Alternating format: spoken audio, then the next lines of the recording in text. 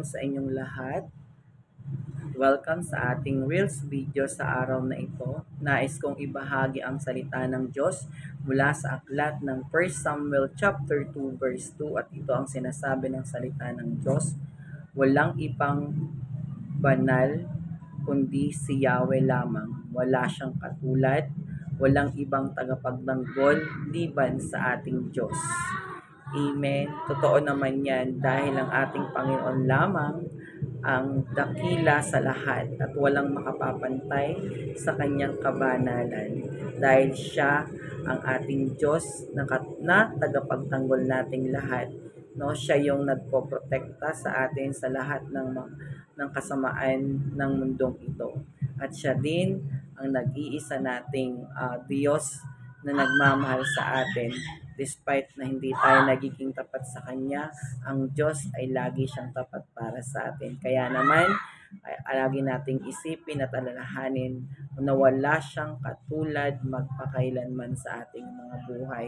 Kaya naman, dapat nating ibalik sa Diyos ang pagmamahal at pag-ibig na nararapat. Kaya dapat nating alalahanin sa araw-araw ng ating pamumuhay, walang ibang Diyos kundi ang ating Panginoong Hesukristo na siyang nagbibigay sa atin ng uh, kaliwanagan at nagbibigay sa atin ng lahat ng ating mga pangangailangan at siya yung ating tagapagtanggol, yung ating protektor, siya yung tagapagsanggalang natin, no? At siya din na nagbibigay sa atin ng kalakasan kapag tayo ay nahihirapan. Kaya lagi nating iisipin na wala siyang katulad.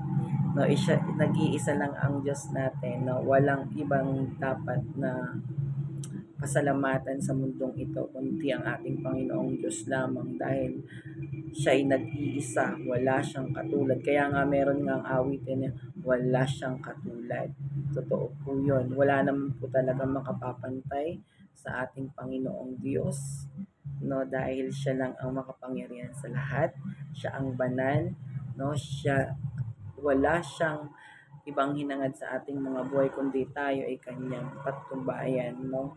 Sabi nga, siya ang ating tagapagtanggol. Kapag tayo ay nakakaranas na ng mga persecution sa buhay or anumang problema, God is there for us. He will never leave us or nor forsaken us because God is with us every day ng ating mga buhay. Kaya naman, alalahanin lagi natin yung kadakilaan ng Diyos sa ating buhay. Muli, mapagpalang hapon sa ating lahat.